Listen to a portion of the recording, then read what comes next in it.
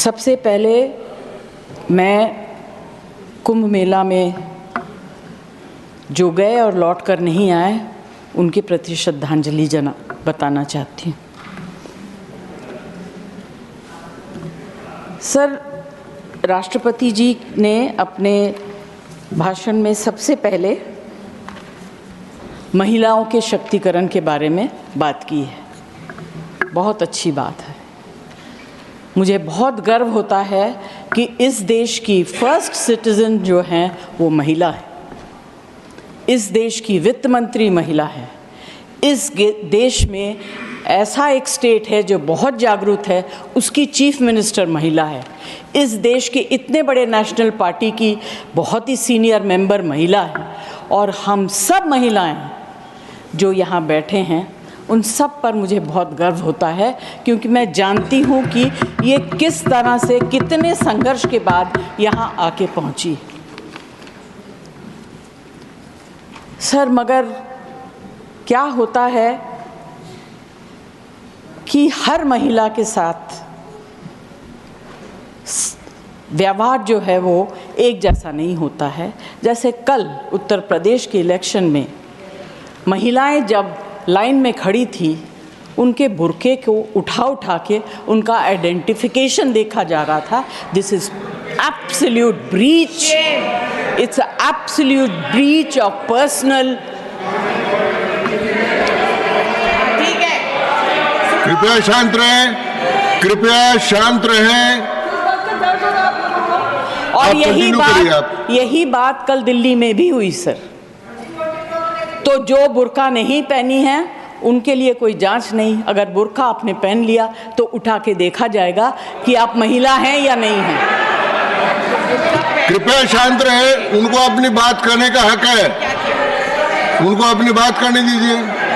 Sir, सबर नहीं है। मेरे परिवार में जहां मैं पैदा हुई, हम 3 बहनें हैं, मैं सबसे बड़ी हूं।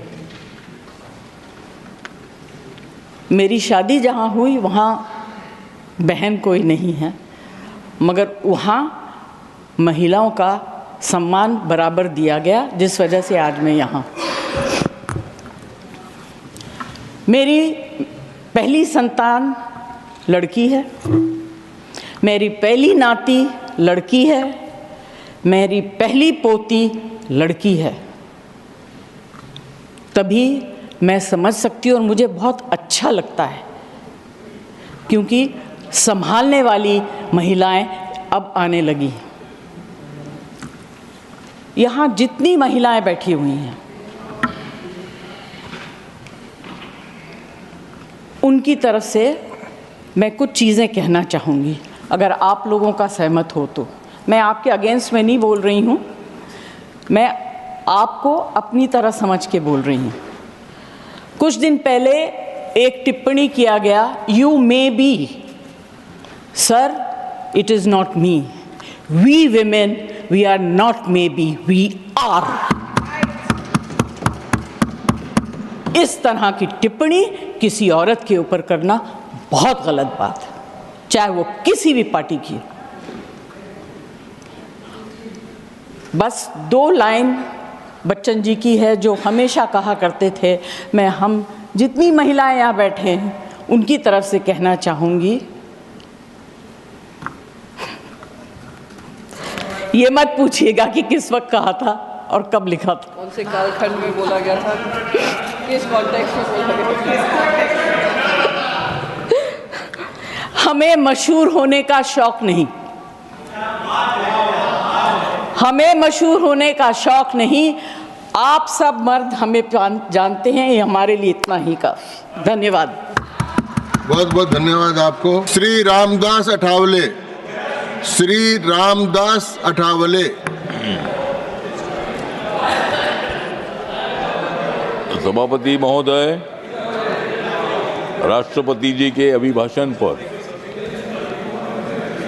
उच्च हाउस में, अपर हाउस में, राज्यसभा में चर्चा हो रही है। एक तो अपने देश को बहुत ही ऊंचाई तक पहुंचाना है। देश को ऊंचाई तक पहुंचाने के लिए वैसा विजन चाहिए। कांग्रेस पार्टी के पास विजन नहीं था। कांग्रेस पार्टी के पास मिशन नहीं था। कांग्रेस पार्टी के पास खाली भ्रष्टाचार था। तो कांग्रेस पार्टी खाली भ्रष्टाचार का काम हमेशा करती रही। गरीबी हटाओ का नारा तो दे दिया, लेकिन गरीबों को हटाने का काम किया। मोदी जी ने 25 करोड़ गरीबों को गरीबी रेखा के ऊपर लाया है। मोदी जी हमेशा संविधान की बात करते हैं। संविधान बदला जाएगा, इसी तरह की अफवाह बकवास किया जाता है। कांग्रेस पार्टी बकवास करने में बहुत आगे है। संविधान किसी के बाप का बाप गिराएगा तो संविधान बदल नहीं सकता है। मोदी जी ने संविधान को माथा टेकर शपथ ली है। मोदी जी बाबा साहब अंबेडकर जी को हमेशा अभिवादन करते हैं। बाबा साहब अंबेडकर जी के सभी मेमोरियल काम उनके कार्यकाल में पूरे हुए हैं। मैं कांग्रेस पार्टी के साथ था, बहुत बार मंत्रियों को मिला, लेकिन मुझे भी इन्होंने मंत्री नहीं बनाया, इसीलिए मुझे मंत्रियों को मिलना पड़ता था। लेकिन बाबा साहब के स्मारक के काम पूरे नहीं हुए। 26 अलीपुर रोड हो, डॉक्टर अंबेडकर इंटरनेशनल सेंटर जो भी बना इधर सामने है, तो ऐसे काम पूरे हुए नहीं। मुंबई में मोदी साहब ने 3600 करोड़ की एनटीसी की जमीन 1 मिनट में, देवेंद्र फडणवीस और मैं उनको मिलने के लिए गया और बाबा साहब के मेमोरियल के लिए एनटीसी की हिंदू मिल की जमीन 3600 करोड़ की दी। और अभी 1200-1300 करोड़ का वहाँ काम हो रहा है। 1-1.5 साल के अंदर मोदी जी के हाथ से इसका लोकार्पण होगा। ये कांग्रेस वाले बोल रहे थे कि भाई मोदी जी प्रधानमंत्री नहीं बनेंगे। मैं बोला बनेंगे, तो बोले कि नहीं बनेंगे, तो मतलब ये लोगों ने ऐसा किया कि लोकसभा के चुनाव में संविधान बदलेगा, आरक्षण जाएगा, और मोदी जी हटाने के लिए सब लोग एक साथ आए, लेकिन अभी अलग अलग हो गए।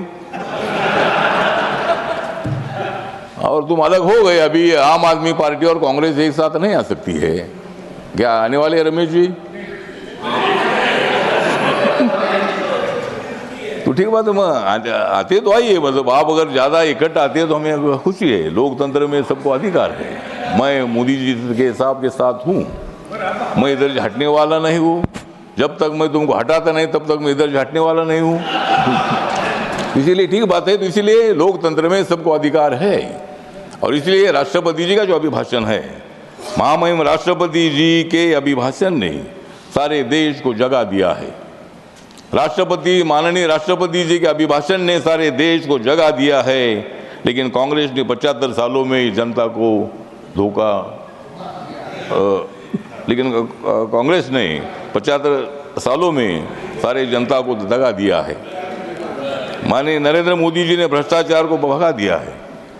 मोदी साहब ने भ्रष्टाचार को भगा दिया है, और हम सभी मंत्रियों को काम पे भी लगा दिया है। नरेंद्र मोदी जी दे रहे सभी को सामाजिक न्याय, नरेंद्र मोदी जी दे रहे सबको सामाजिक न्याय, तो विपक्षी दल बोलता है हाय हाय।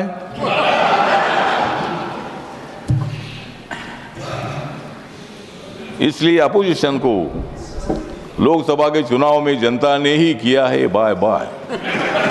लोकसभा के चुनाव में कांग्रेस और विपक्षी दलों को ही किया है बाय बाय।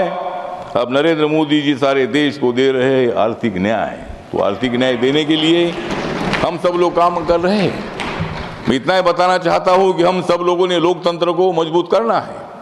माननीय मोदी साहब ने लोकसभा में किसी पर ज्यादा टीका टिप्पणी ना करते हुए सभी लोगों को अपील किया है कि आप हमारे साथ आइए। हमारे साथ आइए मतलब आपकी पार्टी छोड़कर मत आइए, मतलब हमारे साथ देश के विकास के लिए, देश को मजबूत करने के लिए।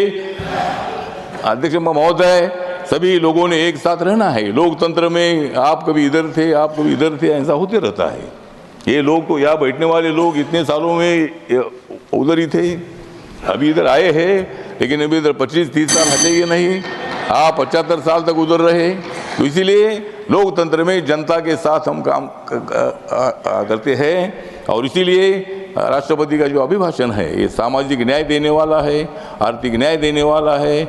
महिला है, युवा है, महिला है, किसान है, दलित है, आदिवासी है, कांग्रेस है, आप है, सब पार्टी के लोगों को, जनता को न्याय देने का हमारा मकसद है। धन्यवाद। आपको न्याय देना है, नहीं ऐसा नहीं है, तो इसीलिए अभी जो मेरी रिपब्लिकन पार्टी ऑफ इंडिया जो है, ये बाबा साहब अम्बेडकर जी की पार्टी है। मैं इस पार्टी जो मैं अकेला हूँ, लेकिन आज मैं अकेला हूँ, लेकिन कल मैं मेरे लोग बढ़ सकते हैं, और इसीलिए मैं मेरे पार्टी की तरफ से राष्ट्रपति जी के अभिभाषण का मैं आभार व्यक्त करता हूँ। और राष्ट्रपति जी का अभिभाषण जो है, इसमें उन्होंने बाबा साहब को भी नमन किया है, और उसके साथ साथ डॉक्टर मनमोहन सिंह जी को भी श्रद्धांजलि अर्पित की है। डॉक्टर मनमोहन सिंह जी हमारे यहाँ नहीं थे, लेकिन हमारे देश के थे, हमारे प्रधानमंत्री थे, आदरणीय थे, और इसीलिए उनको श्रद्धांजलि अर्पित की है। इसीलिए मैं इस अभिभाषण का पूरा सपोर्ट करता हूँ। धन्यवाद। पार्टी की तरफ से मैं सरकार के साथ हूँ, और मैं धन्यवाद।